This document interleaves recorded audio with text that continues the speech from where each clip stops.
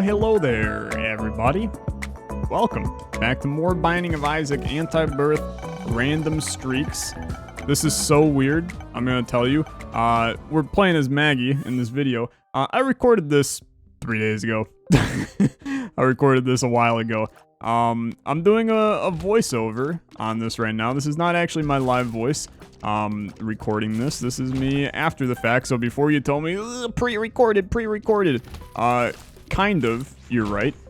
Windows had an update, and with Windows updates normally comes the audio issues, and those audio issues turned off my mic in videos. So I lost 2 videos, one of which I'm just gonna re-record because it was an Olexa Look. So that makes it pretty easy, but it's very difficult to re-record Antibirth because we're on the streak, right? So I can't really, I don't want to just like turn up in the next episode and be like, hey, by the way, guess what? We're at an X streak, or hey, by the way, we lost a streak in a video that never released, kind of thing. So I feel the need to do a little bit of a voiceover here. I'm gonna tell you, you're looking at the length of the video. I'm looking at the length of the video. It's an hour. It's an hour banger. This episode sucked. The run sucks. It sucks, okay? You can enjoy a sucky run. You're looking at it right now, you're going, I don't know, Tyler, you're getting some money. You got broken padlock, which allows you to open doors with bombs. It seems pretty good right now, but you're wrong. This run was ass for 99% of it. So I'm going to talk for a little bit just about life and hang out podcast style with my gameplay in the background. I might comment on it here and there. This is very weird. I'm not going to do it for the entire 50 minutes. I'm probably going to go for like 20, 25, maybe 30, and then I'm going to call my part of the episode, but I'll keep the gameplay running so you guys can watch the entire episode here. But anywho, hope you guys are having a good one. It's been a really stressful past couple of days for me. Spelunky 2 released, which if you don't know what that is, here's a montage of all of the reasons why you should watch Spelunky 2. The ghost decided to come at a minute 47. Is worth like a ton. Okay. I mean, that was the ghost for a second. I'm dead. Ghosted gem. Okay. It's a Tyler class. Not a good thing. It's the Tyler class. It's a great series, and it's a great game. It's one of the best roguelites of all time, the original Spelunky. This is the sequel to it. Your hype for Repentance is my hype for Spelunky. That's how much I was looking forward to this game. Don't get me wrong, I'm looking forward to Repentance too, but it's unmatched with the hype for Spelunky 2. It's literally just a gem of a game that we get the opportunity now to play the sequel of, and the sequel is just as good as the original, if not, possibly better. Obviously, I haven't played enough to make that judgment call yet, but it's really good. It's really good. We did not get any bombs or keys on that floor, which is so frustrating. That's why we took the item room. We normally skip the item room. That's for planetarium reasons. If you don't understand that, then I would suggest Googling Antibirth Planetarium. I promise you I am going to make that video soon. I haven't had time, and I should just live stream me making that video.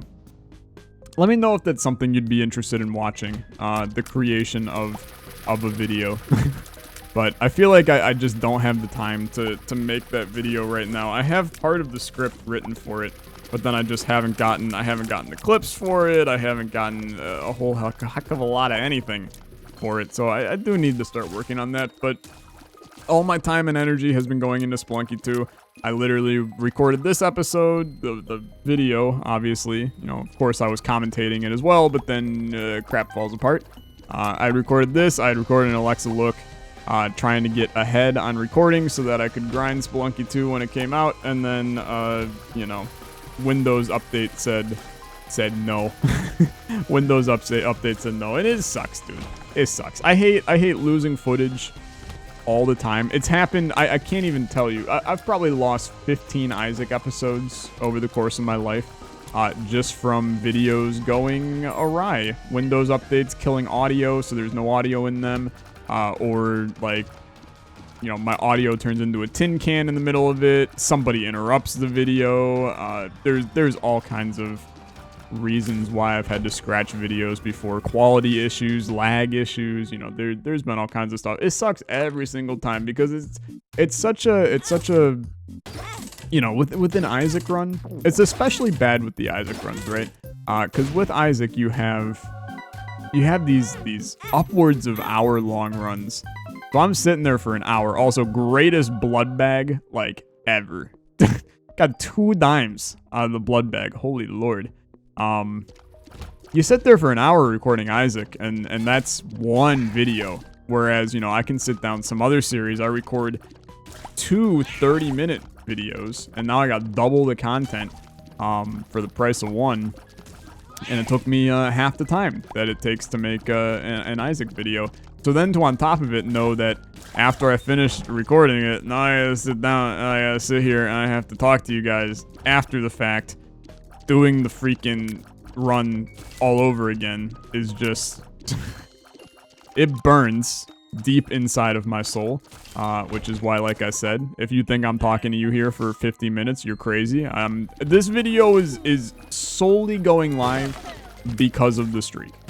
That's it. So if you're not interested in post commentary, go check what happens at the end and then move on with your life, I suppose. But I absolutely would have just scratched the damn video if we weren't in the streak. But we're in the streak. So I have to sit here and BS my way through life trying to figure out what the heck to talk about during the course of this. Here's one thing I can talk about. I've been eating so much sugar recently. It's horrible. It's horrible in all of the best ways, because obviously it's delicious, but I think my stomach actually just perpetually hurts at this point. My girlfriend baked me cookies for my birthday, and I love spice cake, which is basically just like it's like a spiced mixture. It's kind of like a carrot cake, but without the carrots in it. I don't know how else to describe spice cake, but I love spice cake and I love cream cheese frosting or icing. So my girlfriend had made spice cake cookies that were kind of like, you know, whoopie pies, and they had cream cheese icing in the middle of them. So she made those, and I ate a lot of them. And then my girlfriend's mom baked me an apple pie. So then I was eating that, and that was really good. And then my own mom made me an actual spice cake, like a legit cake. And then I also had like homemade baked cake donuts kind of things that I had bought when Anna and I went on our trip last weekend, which maybe you don't know about, actually. You definitely don't. Anna and I went on a trip last weekend. We went to a lake house off of Lake Erie. It was very nice to get away. It's something that, you know, being now a working man, and you know, some people might not know this, but I started a full-time job here a couple weeks ago. Actually, it's been a month now, dude. It's been actually almost 2 months that I've been in this job. That's absurd. Where has the time gone? That's actually crazy now that I think about it, because that feels like yesterday, and it's been almost 2 months. But I started a full-time job, so I do YouTube on the side, alongside an 8-hour, 4 or 5 days a week job. To have a day where Anna and I were just able to basically go to the lake and do nothing for 24 hours was the most needed thing I've ever had in my life. It was so calm and relaxing and chill, and just, I desperately needed it, man. I desperately needed it. I felt so recharged when I came back. It was amazing. We were streaming Spelunky 1 the other day on Sunday, and I was talking about all this, but that stream, I'm so behind on uploading the streams to YouTube that's now, I gotta get on top of that too. There's not enough hours in the damn day for me to do everything that I want to do. That's the number one thing with being a content creator. I have to say, it's the #1 thing with being a content creator. It just blows to an ungodly end. Is the fact that most of the time there's like 8,000 games that you want to play. There's 1,500 video ideas that you have that you want to make. And there's just not enough time in the day to do all of those ideas at once. Instead, you know, you have the idea for an Antibirth planetarium video that you talk about ad nauseum for 2 months and then still haven't made. Also, that tears down, I know it doesn't look like much. That tears down haunts us for pretty much the entire episode. That killed our damage, getting that tears down. Pills are horrible, and this is my PSA. I know that apparently repentance is going to change pills. I don't know what they're gonna do, but god damn it, just take out the tears down pill, man.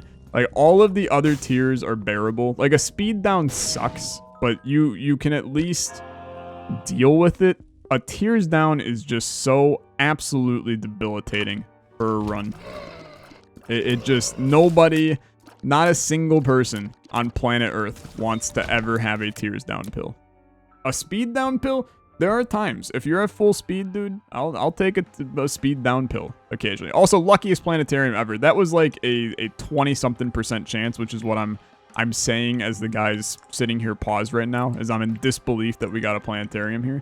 I'm gonna make the damn video. I promise you. You have my word. I will make it. In the next 2 weeks, that video will be made. And you can keep bugging me every video that goes up. I don't care. I took a sip of water. I'm talking, it's weird, right? Because obviously I'm talking in the video as well, but I'm talking way more right now than I do in the video. And this is significantly harder because I don't have the game to back up my commentary. You know, every once in a while I can take a glance at it and be like, ooh, I don't have keys for the item room. Oh no. And I could just bomb it. Oh, maybe I should bomb it. Oh, I'm gonna bomb it. Okay, he did it. And then, oh, the padlock, oh, I can get in. Oh, the item room's kinda bad, but the pinking shears is okay, but I like Yumheart because of the synergies and yada yada. So I can do it, alright? I can sit and I can talk about the game, but, guy, it's horrible. It's absolutely horrible to just sit here and discuss a game I've already played. It's kind of like, I don't know if I could ever be like an esports commentator. Because commentating a game that you're not playing, it's kind of boring, dude. It's kind of boring. It is not the most exciting thing in the world to just sit here and be like, yo, and Olexa goes down the road, he goes into the room, he goes past the item room, he goes by the planetarium. It's a big room. There's 6 people in here. They're ready to kill him. There's only 5 actually. You can't count. He's got him, he's not taking damage, he's so good, he's just unbelievable. And then you start like digging into the tactics.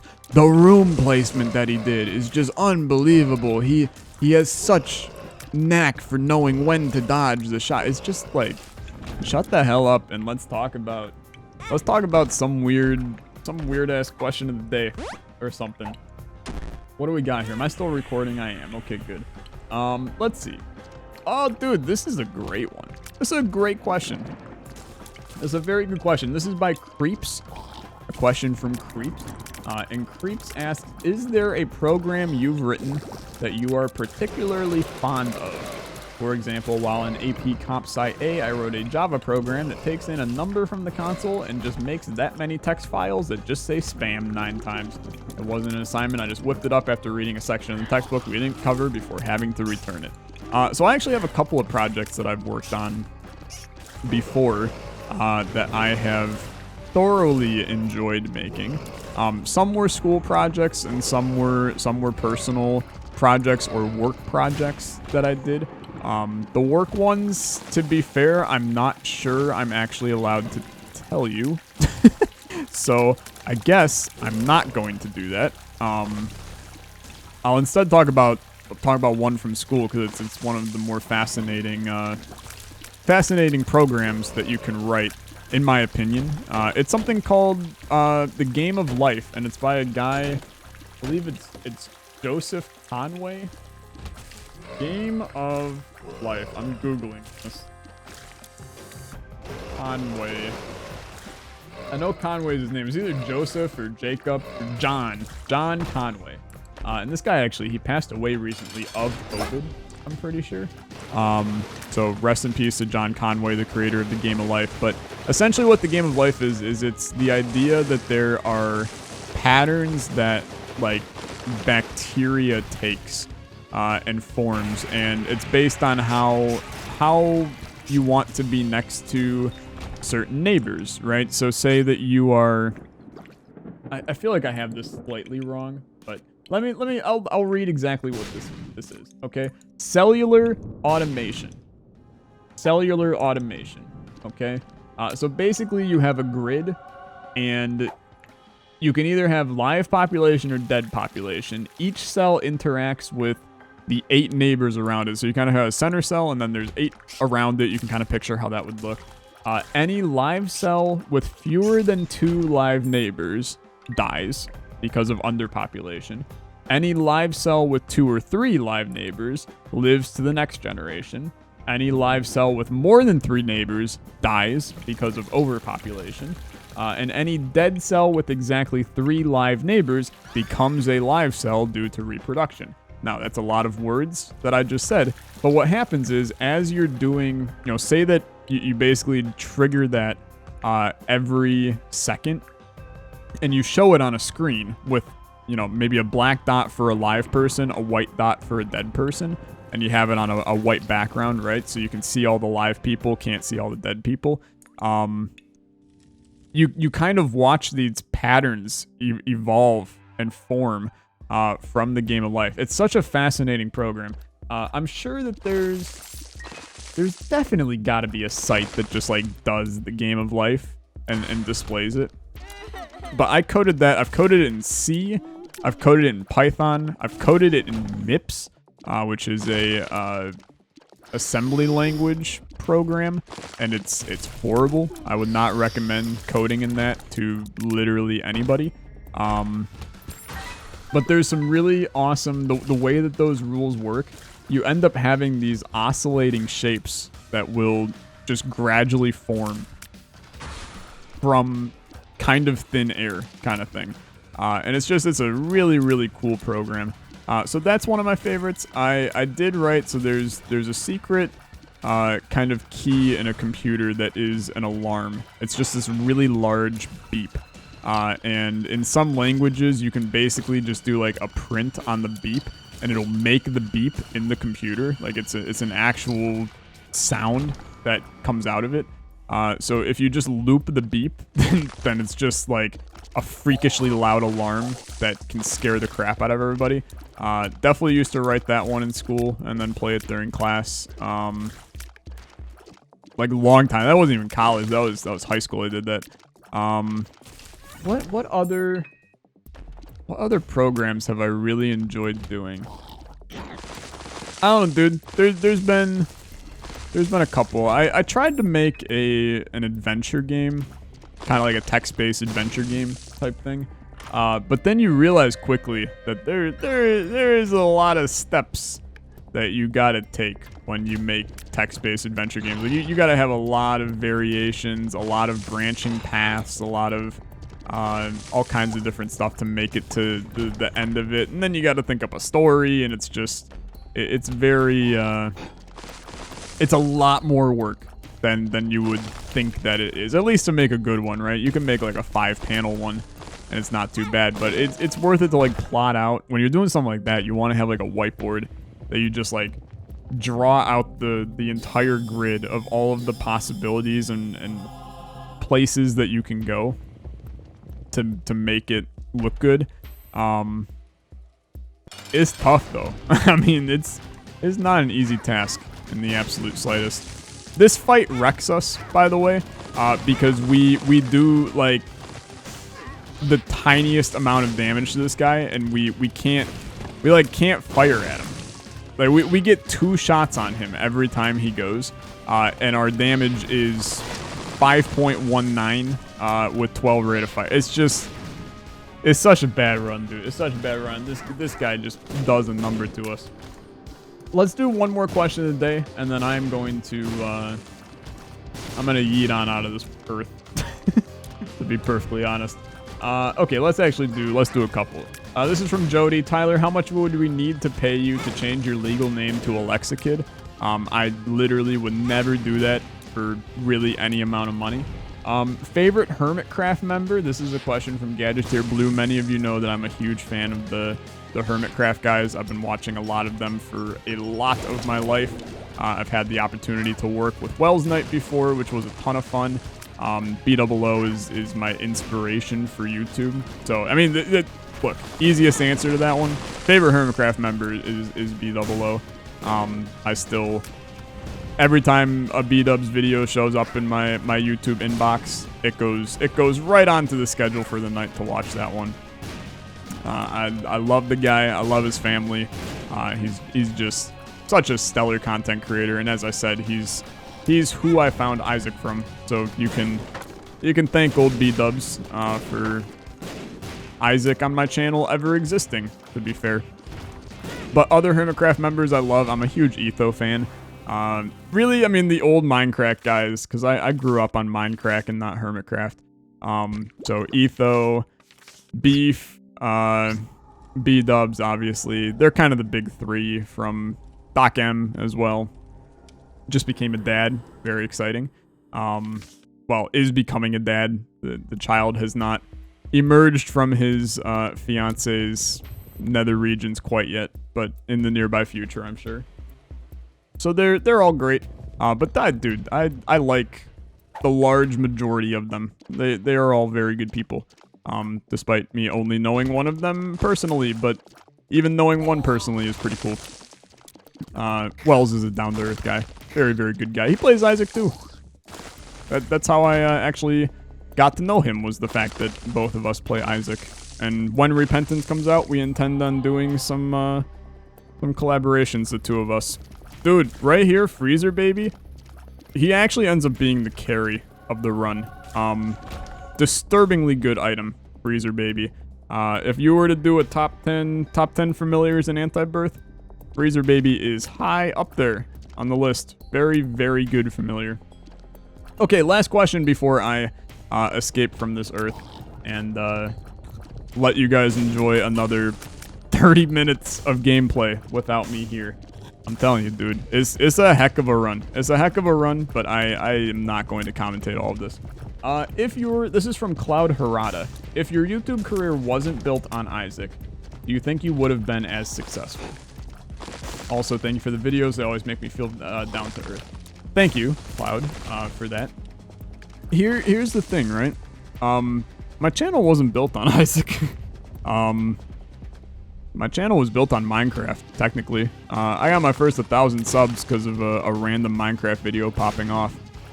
Sure, I've had a lot of my growth from Isaac. I still don't consider myself to be an Isaac channel.